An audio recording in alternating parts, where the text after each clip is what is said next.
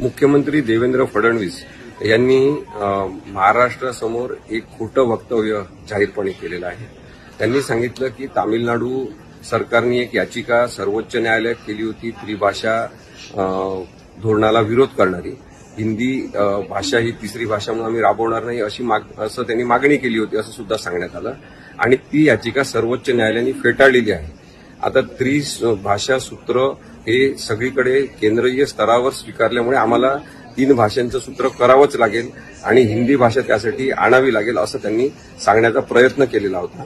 तो पूर्णपणे खोटारडेपणा आहे आणि त्यामुळे त्यांनी असं खोटं वक्तव्य करून महाराष्ट्राची दिशाभूल करू नये, मराठी जनांचा अपमान करू नये आणि त्यांनी जे खोटारडं वक्तव्य केलेलं आहे त्याचा आपण विचार केल्यास त्यांना राज्यपालांनी जी संविधानिक शपथ दिलेली आहे त्या शपथेचा सुद्धा तो भंग ठरतो आणि म्हणून त्यांनी महाराष्ट्राच्या लोकांची माफी मागितली पाहिजे आणि भाषा ज्या आहेत त्या जोडणाऱ्या असल्या पाहिजे।